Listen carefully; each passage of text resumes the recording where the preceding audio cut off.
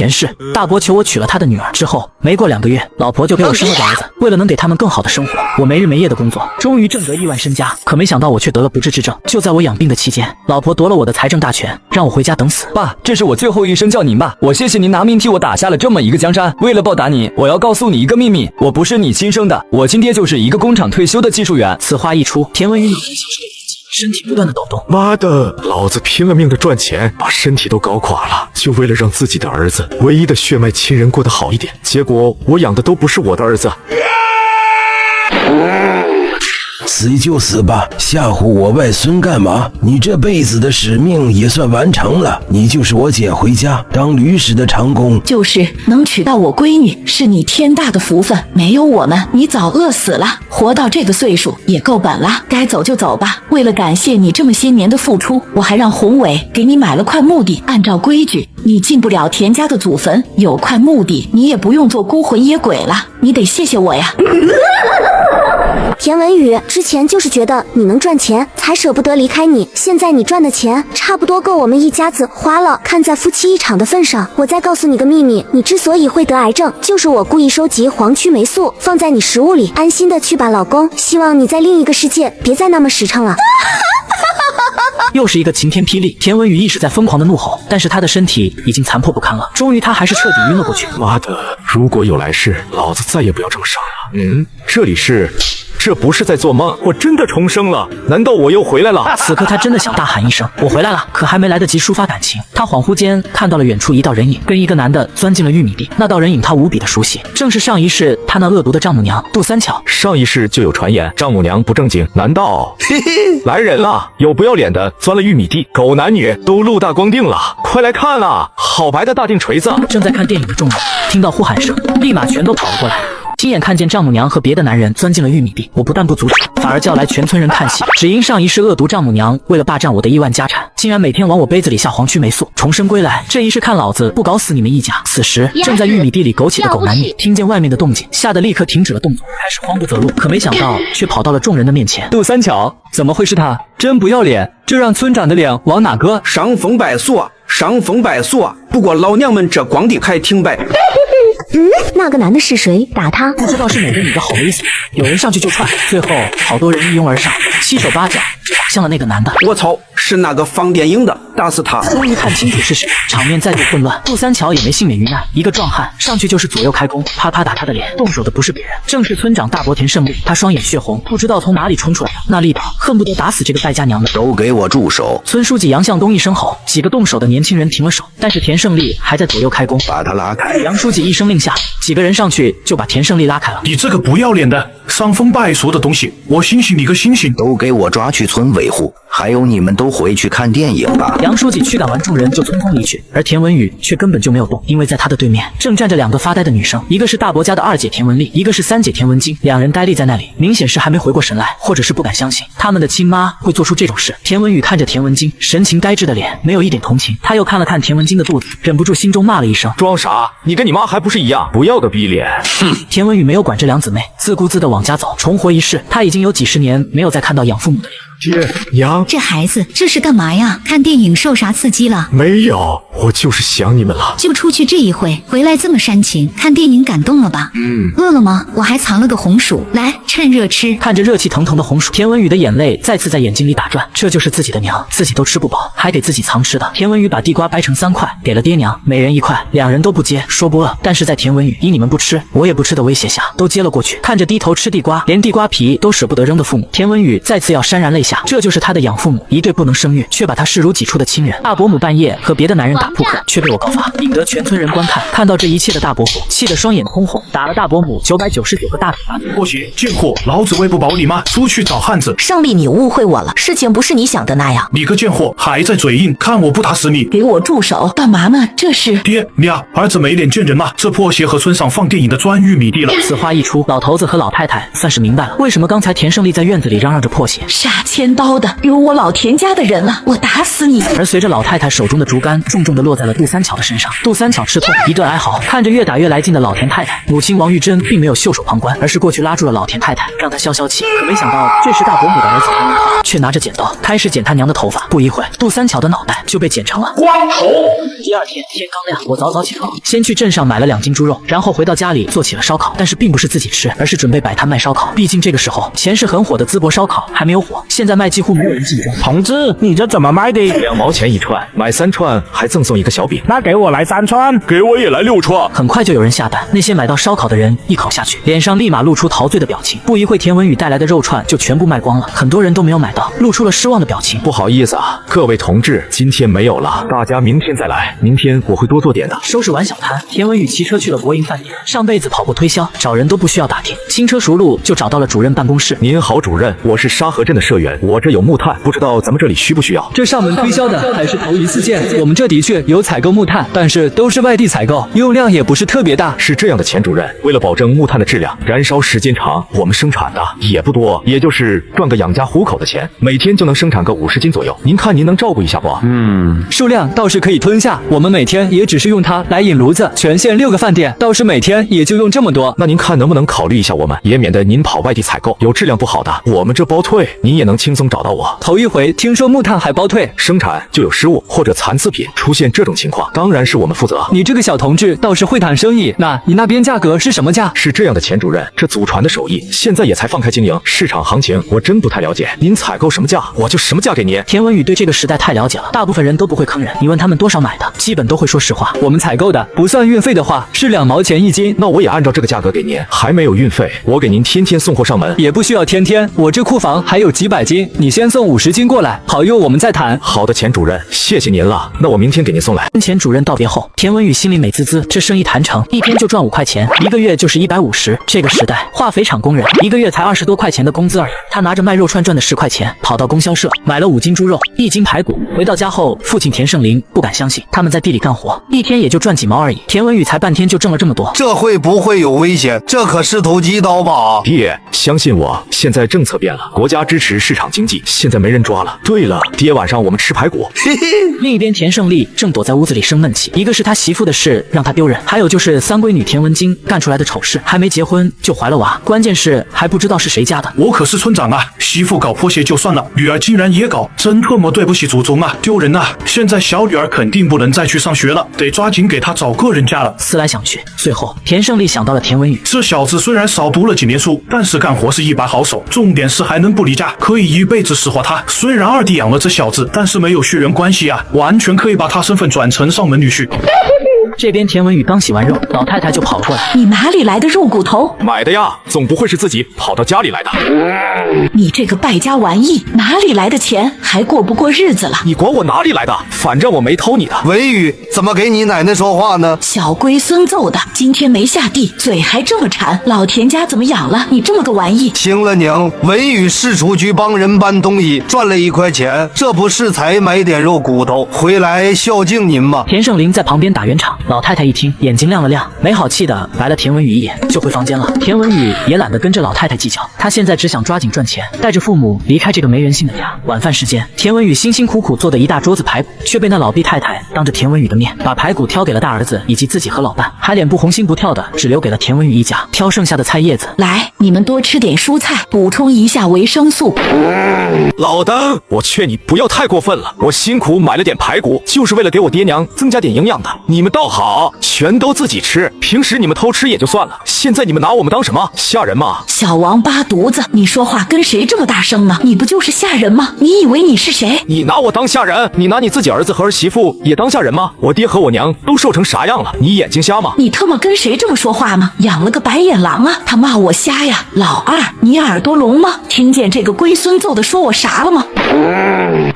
怎么跟你奶奶说话呢？你就是愚孝！你看你和我娘现在都啥样了？就你这个身板，再累几年还有命在吗？你给我滚出去！不吃就滚蛋！我买的肉，我凭什么不吃？田文宇说完，转身就走了出去。一屋子人以为他怂了，说句大话，都坐下准备开动。可只见田文宇拎着个菜刀就进来了。我贱命一条，谁他妈抢老子肉，我就跟他拼命！你个不孝的玩意，跟谁称老子呢？你把刀给我放下！谁都别动，谁特么动，今天我弄死谁！田文宇眼睛血红，活了2辈子，他是发现了你不硬气点，这帮没人性的能欺负死你。这边老太太直接不敢动了，她突然发现自己家养的这个长工有点彪啊！小王八蛋，你把刀给我放下！你个绿王八，先把自己头上的事摘把干净，再管我吧！你！田胜利愤怒地瞪着眼睛，气得说不出话来。他本来就因为自己媳妇的事过不去这个坎，田文宇还这么叫他。文宇，快把刀放下，冷静点。都是你个不下蛋的鸡惯的，自己不会生，养了一个还养成个白眼狼。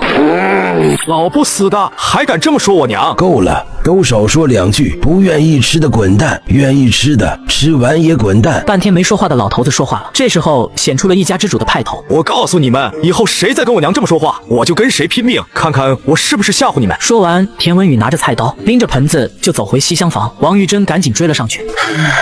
哎呀，你这个窝囊玩意，我怎么生了你这么个窝囊的儿子？妈，来吃肉！你这孩子今天闹哪一出？这是要吓死我呀！娘，你还没被人欺负够吗？不闹这么一下，以后咱们怎么吃得饱？尤其是我还长身体呢。你都多大了？还长身体？话是这么说，可是田文宇个子虽然高，但是很单薄。王玉珍心里清楚，就是吃不饱害的。快吃吧，娘！今天就是吓唬他们，你不用担心。逆天，太逆天了！父亲愚孝，宁愿一家人饿着，也不反抗恶毒奶奶。我重生归来，直接一巴掌扇飞恶毒奶奶，终于让一家人吃上了肉。你个小王八蛋，是不是想造反？爹，我也是被逼的。你看他们做的那是人事吗？这么些年，你看咱3口人都成啥样了？我娘吃不饱，还干那么多活，晚上吃炒面来充饥，您知道吗？那可是给猪吃的呀！说完这句话，田文宇眼泪就在眼圈里打转。田胜林眼睛瞪大，不可思议地看着自己媳妇。田胜林给了自己一嘴巴，在媳妇看儿子的眼神中，他确认了自己媳妇就是吃了猪食。媳妇，我对不起你啊！爹，你别自责，以后有我呢。你只要不再愚孝，你儿子不会让你们再挨饿。一家人刚吃完，田文宇刚准备回屋，他大伯就来了。让我当接盘侠的事还是来了。声明啊，文宇也不小了，也该找个对象了。有人管着他，他就不会像今天这么彪了。田胜利倒是不墨迹，一进门就跟他弟弟直奔主题。田胜林2口子一听，心中一喜。他们做梦都想给自己儿子说一房媳妇，可是条件不好，一直连个上门的都没有。是到了该订婚的年龄，这事还得你帮我费心，给他张罗张罗。张罗什么？咱们3口人都吃不饱，再来1口，不都得饿死？田文宇故意给他大伯上眼药。田胜利看了看他，知道这小子有怨气。你说的对，再添1口人，确实更吃不饱，那就不添人了。我靠，这老阴比要顺杆爬。别啊，今年先定，明年分地之前嫁过来，不就多1口人吗？怎么会吃不饱呢？王玉珍瞪了一眼自己儿子，示意他别乱说话。咱们家这条件给文宇娶媳妇确实困难，但是这孩子我们把他养这么大，总不可能让他打光棍吧？于是我想了想，外面的不好娶，索性就撮合他跟文金，就当我们田家从小养了个女婿。这话说完，田胜林、王玉珍齐齐瞪大了眼睛，震惊不已。他们从来没想过还可以这样。疯了吧？那可是我姐姐啊！田文宇假装震惊，愤怒吼道：什么姐姐？你们又没有血缘关系。那也不行，这10里8村谁不知道我是抱回来当儿子养的？我也一直拿3个姐姐当亲姐姐，这突然改成上门女婿，肯定会被人戳脊梁骨的。田文宇声音很大，田胜利一皱眉，他怎么可能不知道有人会说闲话？但是顶多也就说说，这种关系大家也并不是不能接受，就像过去养童养媳一样。说就说呗，我都不怕，你怕啥？您老脸不要，我得要。这是什么？好听了就改成上门女婿，不好听就是乱，知道吧？田文宇怒斥田胜利，田胜利一听乱词，当时就炸了。你胡咧咧什么？没有血缘关系，哪来的你那个说法？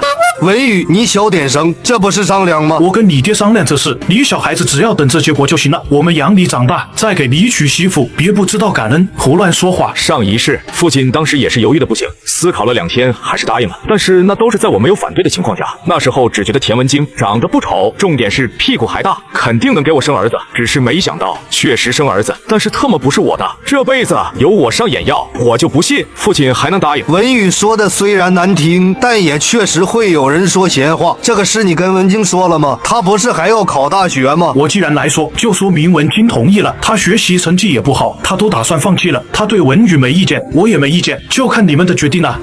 田胜林呆了呆，显然没想到他大哥都考虑好了。这样吧，你容我们3口商量一下，这事太突然了。田胜林没有直接答应，他还是要听听老婆和孩子的意见。闻言，田胜利也没再说什么，就走了出去，显然是让田文宇一家自己消化商量一下。上一世我娶了自己的姐姐，却被他用药毒死，重生归来，这一世我绝不会重蹈覆辙了。文宇，你为什么不同意？爹，你不觉得事情蹊跷吗？虽然是一家人，但大伯家平时怎么对咱家的，你心里应该有数。突然要把亲闺女嫁给我，这里边恐怕有事吧？田胜林沉默不语。确实，自从他这个大哥当上大队长，他就没干过活，家里活都是他们干的，但是收获的粮食却是一起吃的。不会文晶不是亲生的吧？管他田文晶是不是亲生的，我都不会同意，我又不是娶不上媳妇。文宇呀，爹妈没本事，本来你这么大，应该有人说亲才是，可是一个上门的都没有。那是以前了，咱们马上就要过好日子了。昨天我那肉串卖了32块，除去成本，我一天能赚23块多，一个月就是690块钱，一年就是8000块。你们觉得我还愁娶媳妇吗？那肯定不用愁了。所以这娶田文晶就免了吧，不光让人家说闲话，万一他不是大伯亲生的，还会有其他事端。第二天一早，田文宇并没有着急去县城，而是先去地里干活了。正当他干得正起劲的时候，不曾想在田文晶竟然奔着自己来了。文宇，我爹昨天跟你说的事，听说你不答应。这贱人终于忍不住开口，我当然不答应，你可是我姐姐啊。可你跟我们家没有血缘关系。什么叫没有关系？这10里8村谁不知道我是抱养过来当儿子养的？对啊，就是他们知道是抱养的才可以在一起，到时候直接说是从小养的女婿。你就这么想嫁给我啊？田文宇不兜圈子了，突然直接这么问田文晶，这一下搞得田文晶措手不及，脸都红了，然后不好意思的点点头。你演的真好。我什么时候演了？没演吗？你同意个屁！你摸摸自己良心，你真的喜欢我吗？从小到大，咱们谁不知道谁啊？从小你们兄妹就有吃有喝的，你给过我一口吗？你哪怕给过我一块糖，我都信你。要不是怕搭上这一世的命运，我真想一石头搂死你这个贱人，还敢跑到我面前跟我虚情假意。我那是年龄小，不懂事。我再说一句，我看不上你。换句话说，就是你配不上我。我配不上你？你怎么敢说的？你一个泥腿子，我能嫁给你？你算是烧高香了。还烧高香了？你自己考上大学了吗？说的好像你不是农村人一样。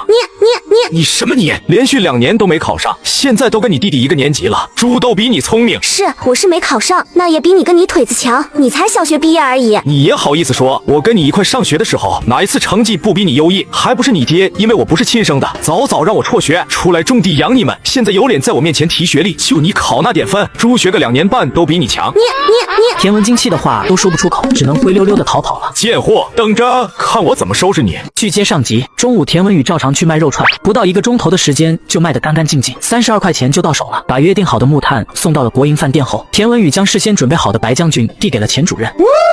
这个可以啊，这个劲大。钱主任，你们这下午不做饭的时候，厨房可不可以借我用一下？当然可以，这不是小事吗？你下午过来直接用就可以了。对了，你家的木炭确实不错，以后1周送400斤吧。在国营饭店串了半天的肉串，田文宇晚上照常去工厂卖烧烤，不一会160串就卖得干干净净。田文宇看着手里的钱，满意的笑了。晚上等田文宇回家，已经很晚了。怎么这么晚才回来？今天不好卖吗？好卖的很，中午卖了5斤肉，晚上我又卖了5斤肉。对了，老爸，明天你去城里给我帮忙吧。我跟人家饭店主任都说好了，人家答应我可以用他们的厨房串肉串，到时候你和妈都去。田胜林当然答应，不光能赚钱，还让他觉得自己不再是个废物。田文宇这边刚准备出门，就正好撞见了老毕太太。你今天又没怎么下地吧？天天往外跑，那地里的草啥时候能除完？那地都是我的吗？废话，这地不都是咱家的吗？那咱家是不是就我和我娘能下地，其他人都废物了？你这话啥意思？啥意思？你还问我啥意思？我少干1天活，你就跑来质问我，其他人不干活，你怎么不问问？其他人谁不干活？我和你爷爷岁数大了，不能下地。你大伯要忙村里的事，赚工资。你二姐订婚要出嫁，快不是咱家的人了。你三姐和文涛还要学习，他们以后是要吃皇粮的，哪个能下地？不就得你们娘俩去吗？你天天屁事没有，乱往外跑什么？我大伯赚工资，我大娘没赚吧？没离开家之前不下地，您怎么没管？还有田文晶、田文涛高考落榜，现在还学个屁？你看看村里边哪家高中生考完试不帮家里干活的？还有田文丽拿快出嫁找理由，从出生那天就等着出嫁吗？20年了，他哪天下过地？田文宇的声音很大，所有人都听到了，走到了院子里。王玉珍快步走到田文宇身前，就要拉儿子出去。他不明白怎么又跟老太太吵起来了。小犊子，你还顶嘴了，翅膀硬了，管不了你了是吧？你别忘了，没有你大伯把你捡回来，你早被野狼叼走了。让你干活怎么了？你不应该干活吗？养条狗他也得给我看家，更别说是你。田文宇直接被气笑了，真拿他当牲口啊！从明天开始，我们3口人的3亩地我们自己管理，其他人的不伺候了。你这是怎么回事？这2天老是和你奶奶顶嘴。爹，我昨天都说了，不能再被欺负，这么多活全放在我和娘身上，我受够了。大不了分家，这样我们3口人过得更好。分家哪这么容易？你大伯一家肯定不会同意。我管他们同不同意，不同意我也不种地，没粮食，看谁先饿死。你认真的？当然。田胜林听完愣了半天，叹了一口气，他发现儿子这2天好像变了，不再那么听话，也很有自己的想法。他意识到儿子是长大了。分吧，爹支持你。嘿嘿。随后田文宇打算今天就把家分了，却没想到刚到院子就闻到了一阵香味。恶毒奶奶背着我们一家偷吃鸡蛋灌饼，我直接反手掀了他们的桌子，不料他们却要打死我。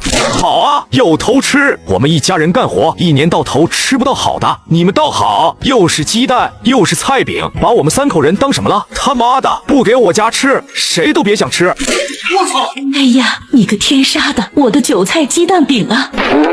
你要干什么？说着，田胜利直接从凳子上站起来，要来打田文宇。田文涛却先他爹一步，直接冲着田文宇一拳打来。只是他拳头还没动，就一脚被田文宇踹飞了。田胜利一家瞬间暴怒，全都冲着田文宇打去。快来人啊！一家子偷吃还打人啊！田文宇这一嗓子有多大劲使多大劲，顿时爱凑热闹的村民全都跑过来围观。小王八蛋，你别跑，我要打死你！田胜利，你要干什么？一声大喝，顿时就把田胜利吼得清醒不少。杨书记，家门不幸啊，养了个白眼狼啊！杨书记啊，你得为我做主啊！这个天杀的小崽子要造反了，连我都敢打呀！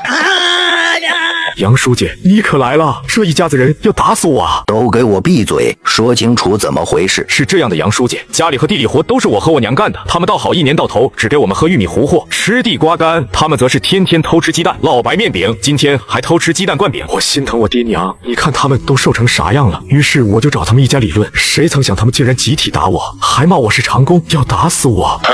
谁说你是长工？我奶奶，她不光今天说，几乎每天都骂我是他们家长工。我什么时候天天说了？我只是偶尔会这么说。这小犊子冤枉我呀！杨书记气得脸色铁青，他能当上书记，就是因为他们家过去贫穷，他爹和爷爷都是地主家长工，但那时候越穷越光荣吗？老田太太，你封建思想很严重啊，是不是没被批斗过？老太太看到杨书记眼神，吓得一哆嗦。她可是过来人，曾经也是地主家小姐。文革之前，她爹有眼光，正好把地卖了一部分，才给他们家评了个中农。可是那些成分不好的来批斗她，可是见过的。你今天没这么骂，那就是以前这么骂了。你这是什么思想？还搞剥削那一套？杨书记，我们没那么说过，没那么说过。你确定？让我查出来你撒谎，这个村长你也就做到头了。老太太一听要撸他儿子的官，吓得脸都白了。杨书记，不管胜利的事都是我骂的，我只是有口无心，偶尔说说的。哼，有口无心，我看你就是这么想的。对，他就是这么想的。我能证明他经常这么骂文宇。这孩子从8岁就跟着郑公分，我们是从小看着的，能吃苦又勤劳。当年要不是圣林媳妇的争取，恐怕小学你们都不让这孩子读。现在地里活也都是文宇娘带着文宇干，这一大家子半大小子和姑娘，没一个下地干活的。就是以前郑公分那个杜三巧还下地，你看现在闲的就知道勾引野汉子了。田胜利脸色铁青，只因这话太他妈扎心了。关你们什么事？闲吃萝卜淡操心，都离开我家院子。行了，都别说了。胜利，你是村长，你得处理好家里的事，不准再打打闹闹。文宇这孩子挺懂事的，即便打架，他也没打你这个长辈，也没打他奶奶吧？你拿个锄头一副要杀人的架势，就是你的不对。我给你们个建议，分家令过吧。得有了，人口又多，难免有矛盾。大伯，我觉得杨书记的建议不错，这个家分了吧。小兔崽子，没你说话的份，这个家不能分，我说了算。好啊，不分，那从明天开始我们就种3口人的地，你们爱咋地咋地。那我就不让你吃饭。哼，说的我多在乎你那一碗糊糊一样，不吃就不吃。娘，分了吧，分了家里肃静。分什么分？分了你经常往大队不跑，那几个丫头又要嫁人，那活谁来干？以后大队不大边不会经常有事。过几天我把三巧再接回来，文静也不打算上学了，地里的活我们能忙过来。可是我还是不想分，我使唤田文宇使唤惯了。不分那小崽子还得闹，再闹我这村长就没法再干了。那不行，这官不能丢，那就只能分了。哎，那就分吧。恶毒奶奶偏心背着我偷吃鸡蛋灌饼，直接掀了他的桌子，不料却引来大伯一家的追杀。最后在我的大声呼救下，终于引来杨书记主持公道。大叔，你说说吧，想怎么分？这样吧，他们3口人的地给他们，然后净身出户，我们老2口跟着老大家过。胜利，你也是这么想的吗？杨书记看向田胜利，他脸色难看，头一次听这么分家的，这哪里是分家，明明是把另一个儿子一家赶出去。我听我爹的。你个狗，你怎么跟狗一样？盛林，说说你的想法。这个东厢房是我们爷3辈坑泥盖起来的，西厢房基本是我一个人赶马车拉土找人做土坯盖起来的，你们凭什么不给我？还有那个地板车，家里那些个农具有一半也是我用工分换的，你们凭什么不给我？那是你赚的，但我还10月怀胎生了你，把你养大，你怎么不算呢？你生我养我，我肯定会给你养老，但这一码归一码。屁！就你这残疾腿，你怎么养我老？能照顾你自己就不错了。我不还有儿子吗？那就是个白眼狼，抱养的就是抱养的，永远喂不熟。老登，分家就谈分家，不要对我人身攻击。胜利，你是老大，你觉得这么分合理吗？净身出户确实过了，毕竟还是一家人。我爹娘这么分，是觉得文宇是抱来的，不想把财产分出去。我倒是有个2全其美的主意，文宇是抱养的，和我们没有血缘关系，但是把他的下一代变成跟我没有血缘关系的就好办了。怎么变成有血缘关系的？把文宇当成上门女婿，和文金结为夫妻，生的孩子不就是老田家的吗？此话一出，杨书记眼睛瞪大，显得不可思议。这个我倒是赞成，这样家产就会落到我孙子头上。俺也一样。我还没见过这么干的，这对外可都知道你们是收养的孙子，可没说过养的是上门女婿。这个我可以放话出去更正，当年抱回来的时候就当女婿养的，只是看老2家没孩子才过继过去。哼，你们想的倒是挺美，那也得我同意才行啊。你不同意，养你这么大就是当女婿养的，你凭什么不同意？你说是女婿就是女婿了，在这个家里我只认我爹娘，其他不认。你个白眼狼，出去都找不到媳妇，现在把文晶嫁给你，你还不满意？不满意，我宁愿娶不上媳妇都不娶她。你说不娶就不娶，养你这么大，你不娶我们老田家岂不亏了？你不娶就得弥补我们的损失。弥补什么？我没觉得亏欠你老田家什么。把你养到了18岁，你1年吃的粮食不是钱，你头疼脑热看病没要钱，你穿的衣服不要钱，1年就算花10块，你也得给我们家180块。我从8岁赚工分到现在正好10年，一天按最低2毛算，1年干半年，那也是1年赚36块钱，10年就是360块。我花了你180，给了你家360，正好分家，你把多给你的180还给我吧。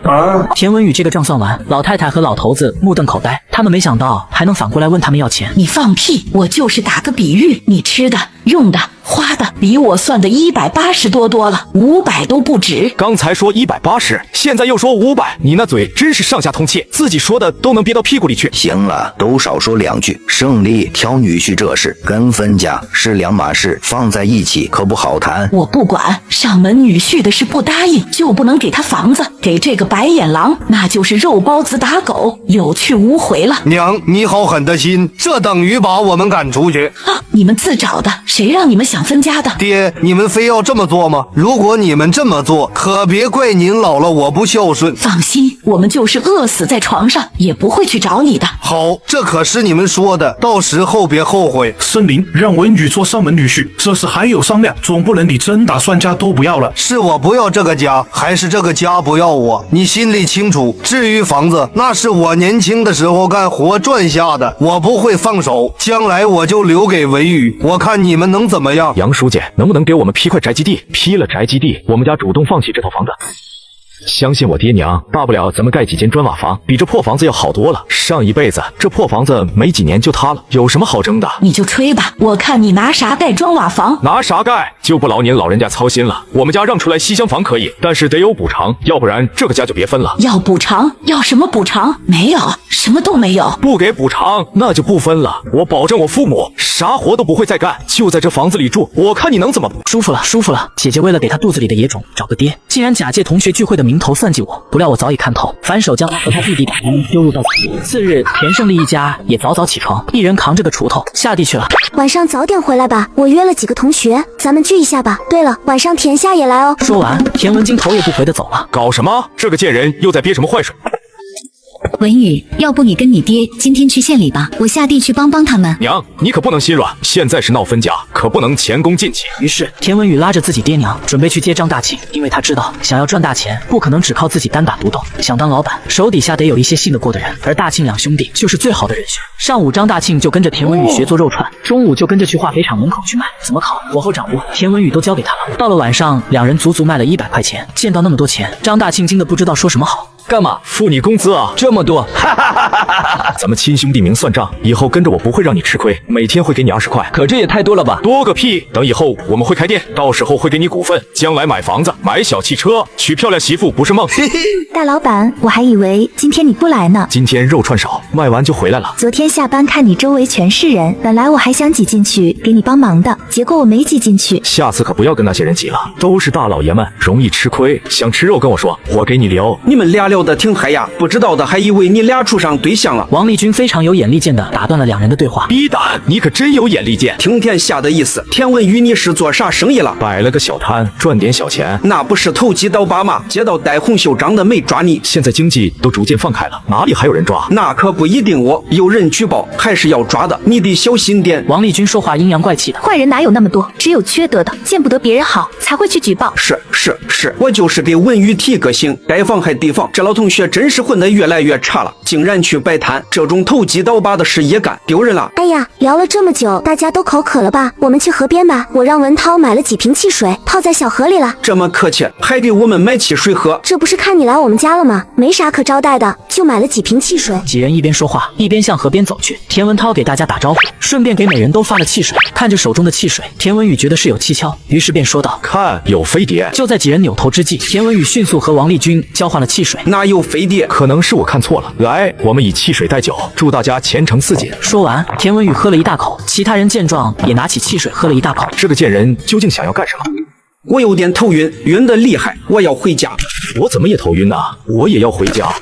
喝汽水也能喝醉？不知道啊，头晕的厉害。那这样吧，文涛，你去送王立军回家，我送文宇回家。当众人都散去后，田文涛竟然又回来了。姐，真要这么做吗？当然不这么做，他就是要分家，以后咱们家活都得咱们干。可是这么干了，对你名声可不好。管不了那么多了，跟他结婚以后，哪还有人在乎名声？田文宇听到姐弟俩的对话，不知道他们要干嘛。你去把他衣服脱了，把他推进草垛，然后你就按照我昨晚上跟你说的，去把咱们家人叫来，尽量不要让外人知道。只要二叔和婶子知道我跟他钻了草垛，就肯定会让他负责，到时候就可以使唤他一辈子了。贱人，你这算盘打得真响啊！靠在柴草垛上的田文宇突然说话了，吓得姐弟俩一激灵。两人刚想说话，田文宇上来就给两人后脑勺来了重重的一击，两人一下子就晕过去。之后田文宇更是毫不犹豫，3下5除2就脱了两人的衣服，把两人塞进了草垛里，然后就跑回了村子，找来了大庆两兄弟。此时两姐弟已经醒了，开始疯狂的找衣服。这2天真是开眼了，前几天是看杜三巧，今天又看你们，真是伤风败俗啊！大庆哥、二庆哥，不是你们想的那样啊！什么不是他们想的那样？该看见的我们都看见了，伤风败俗啊！都是你，田文宇，你个坏种，你竟然设计我们！我设计你，还不是因为你先算计我的？你刚才在河边给我的汽水有问题吧？我已经作为证据保存了，要不要喊乡亲们过来，我们验证一下？你没喝汽水，你早就知道我想干嘛了。就你那点演技，实在是有点太烂了。文宇哥，饶了我，这没有什么事啊。他刚才蛊惑我，我也是反对的呀。文宇哥，我以后再也不敢了，求求你把衣服给我吧。姐姐为了给她肚子里的野种找个爹，竟然假借同学聚会的名头算计我，不料我早已看透，反手将她和她弟弟打晕，丢入稻草垛。田文宇，说吧，你到底想干嘛？你这个态度没法谈啊！你想要什么态度？跟你弟弟一样就行。你不要太过分，怎么说，我们也是一家人。那算了，你们就光着跑回家吧，还一家人，我呸！别走，文宇，我错了，我什么都答应你，现在可以把衣服给我了吗？那我们接下来就说说分家的事情吧，不要再让你爹想着怎么把你嫁给我了，乖乖的让他拿出补偿费用，我们和平分家。这是我也没办法，家里我爹说了算。那他们两个会不会乱说话，我就不能保证了。你无耻，我们啥也没干，都是被你打晕塞进来的。他这个解释你们信吗？不信，我只相信自己看到的。我就看到田文金跟田文涛钻了柴草垛，差点把柴草垛塌了。对，我也看到了，他们还……你们无耻！好，我答应了，但是你得保证他们不会乱说。放心，只要3天之内你能搞定和平分家，不会有任何传言传出去。爹，我有事跟你说。有事就说吧。我不想嫁给田文宇了，你们还是跟二叔家和平把家分了吧。说什么胡话呢？我今天都努力干活了，不能白费。就是现在，虽然他占上风，但是我不给他们饭吃，他们还能坚持几天？可是我今天听田夏说，他们去县城了，而且田文宇还在县城找到了活干。他能找什么活？你打听清楚了吗？就听田夏跟田文宇聊天说了一嘴，好像说生意很好，不知道弄的什么，好像是摆摊，跟肉有关。我说这几天早出晚归的，还得拉着板车，拎着个大尿素袋子来回搬，里边装的肉吧？有可能，我前2天去厕所，还闻到他们那个铁槽子一股烤焦的肉味。那去他们房里搜出来，还没分家，自己烤肉吃，反了天了。奶奶，你等一下，听我把话说完。我不想跟田文宇结婚，是因为咱们家这么天天闹下去，根本不会有结果。就是有结果，跟田文宇在一起，他也不可能对我好的。他敢，反了他了。他怎么不敢？那天就是个例子。所以这是拖着，不会有结果。再一个，我肚子也不能再等了。你个死妮子，都是你惹出来的祸，你还知道不能再等了？事情已经这样，只能想办法解决了。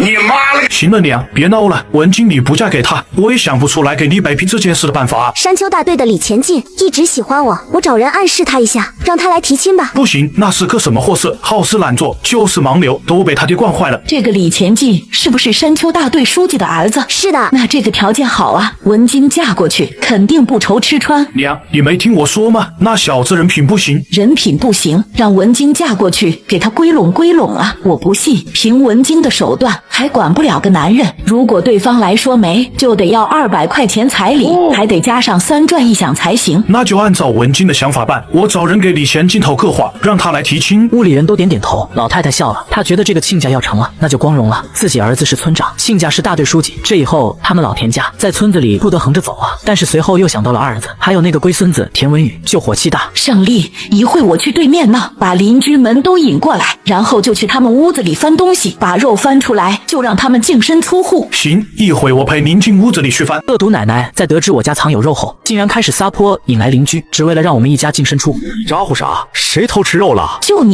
你这个小王八羔子藏肉了！你胡说什么？我哪里藏肉了？你就是藏肉了，天天在外边拿肉回来偷吃，你当我看不见啊？娘，别闹了，让人笑话。带儿子，你快点进屋里去搜啊！他有肉偷吃啊，背着亲爹亲娘啊，这个不孝顺的，你得替娘做主啊！娘，不能吧？二弟不是那样的人。看着2人的表演，田文宇差点没忍住笑出来。看没看错，翻一下不就知道了。老头子说完，然后径直地向田文宇家的西厢房走去。田胜利一看，和老娘也跟了进去，随后就听房间里传来锅碗瓢盆摔摔打打的声音。3口人进去，一阵乱翻，可3口人翻了半天，别说肉，连个玉米粒都没找出来。老太太开始汗流浃背了，这要是找不到肉，又坐实了她欺负老二家。翻到了吗？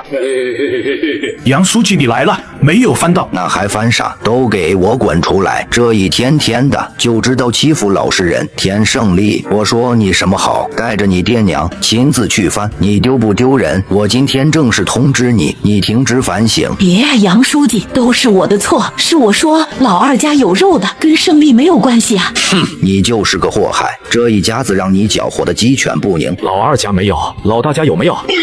老大家也没有，不用翻了。这话我就不爱听了，凭什么只翻我们家？我不服！我现在怀疑我大伯家有肉，我也要翻。说完，田文宇冲进至于屋里一阵乱翻，不一会几包饼干、半袋白面，还有羊角蜜、江米条、5斤花生、半坛子肉，全都翻出来了。好啊，盛林家一个玉米粒没翻出来，老大家却有这么多好东西。就是这老太太还好意思到盛林家闹，你还要个脸吗？老太太听到这些议论声，她也气啊。老大家有肉她知道，可是这羊角蜜、花生、江米条是怎么回事？她可没捞着吃啊。我们一家人天天吃稀的，还蒙受你们冤枉。爷爷奶奶、大伯，你们良心被狗吃了吗？这个家我们家付出最多，得到了什么？我娘天天做饭喂猪，还得干地里活。我爹为了不让这个家把他当废人，天天编竹筐编扫把，为了换几个钱，手都裂成啥样了？你们还有良心吗？老死太太不得好死，太缺德了！这村长也不是个好玩意啊！人群中骂声一片，田胜利被骂的脸色更加难看。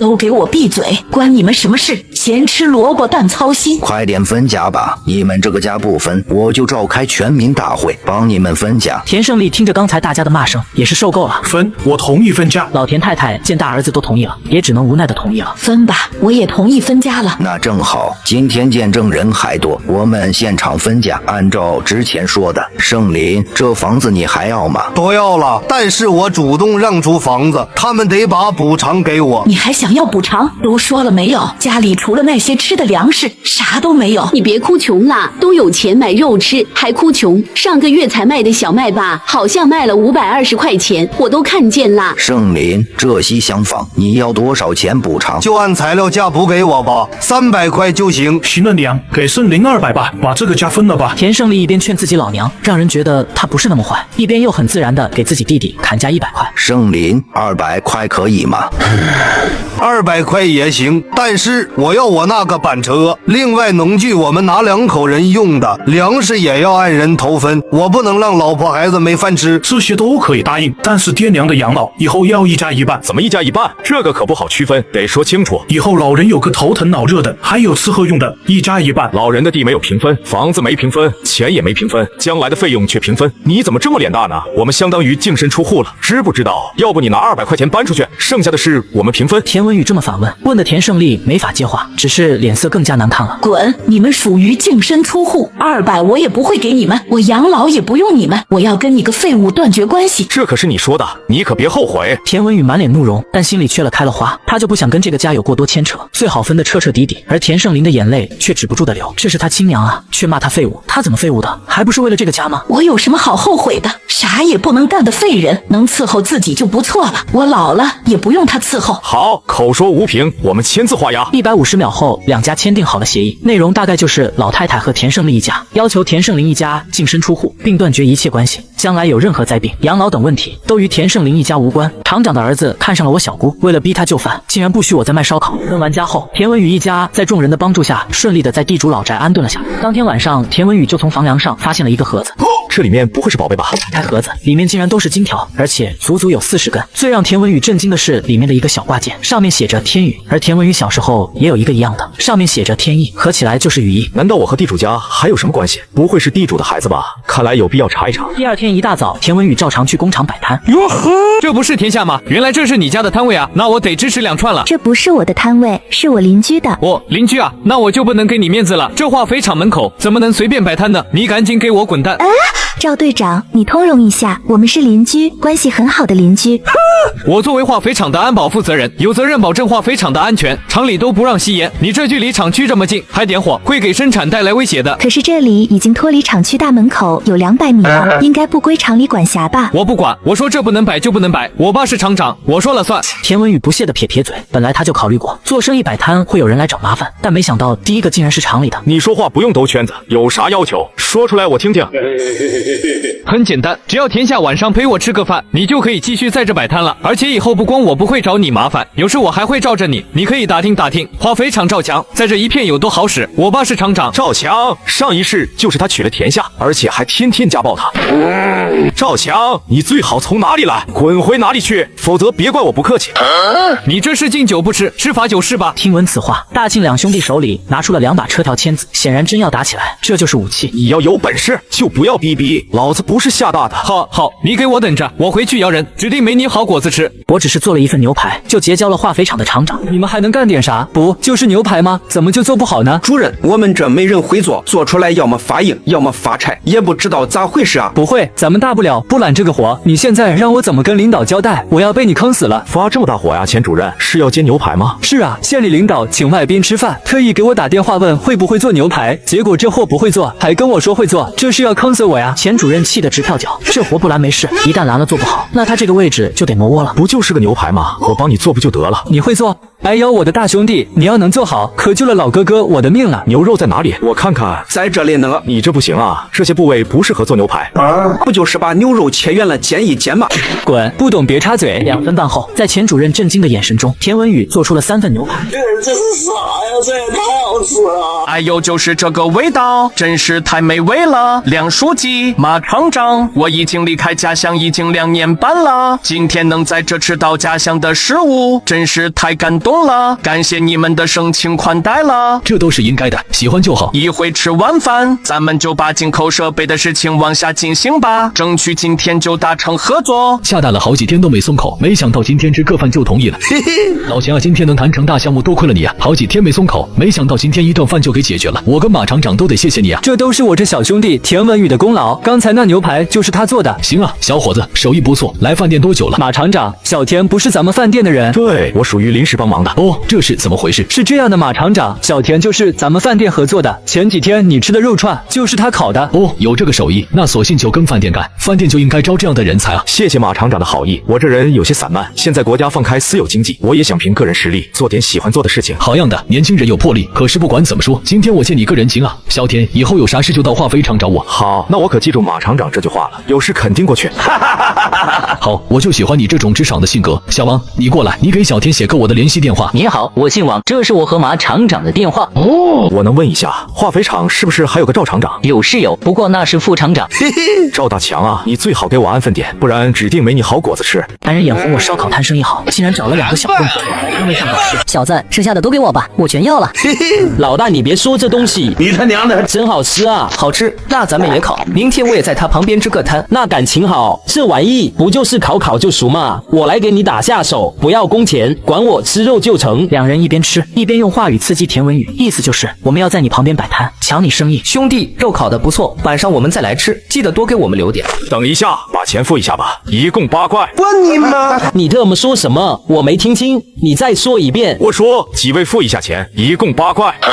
小子，你别不识抬举，我大哥吃你东西是给你面子，你去打听打听，我大哥吃饭啥时候付过钱？田文宇没有理他，只是目光平静地看向乌鸦哥以及不远处幸灾乐祸的赵强。果然是你，赵强。田文宇没有猜错，眼前的乌鸦哥正是赵强花了30块巨款请来给他好果子吃的。现在付钱就能了事，如果不接受，我只能给你们好果子吃了。小子，你敢威胁我乌鸦哥？你吃了雄心豹子胆是吧？小弟说着话就冲了过去，田文宇没有躲闪，直接抬手就是一个大瓜子扇在了小弟脸上，这一巴掌直接就将小弟呼晕了过去。乌鸦哥见状大喝一声，直接向着田文宇扑去。就在这时，一道身影闪过，只听2声惨叫，再看2个小混混已经跪在地上了。俊哥，乌鸦哥像耗子见了猫，看到出手的人，恭敬地打了声招呼。你他妈正事不干，又在欺负人是吧？俊哥，没有，都是误会。哼，带上你的人赶紧滚，再让我发现你欺负人，见一次我打你一次。是，站住！这位兄弟还有事？当然有事，你是不是忘了啥？哦，给钱，我给钱，不给钱也不是不行，只要你说出是谁让你来找我麻烦的，这钱就算了。别，这是10块钱，不用找了。宁愿给钱，也不敢得罪赵强，还是学道上的人，讲义气。如果是前者，那赵强父子能量不小；如果是后者，那就有意思了。这乌鸦哥很敬业呀，知道保护客户隐私是成为社会人的第一要素，人才，绝对的人才啊！谢谢王同志仗义出手。不用客气，下班正好碰上了。再说这个家伙跟我有点关系，教训一下应该的。刚才看你出手练过，我部队转业来的化肥厂。哦，今天这是谢了，中午饭没吃吧？我请。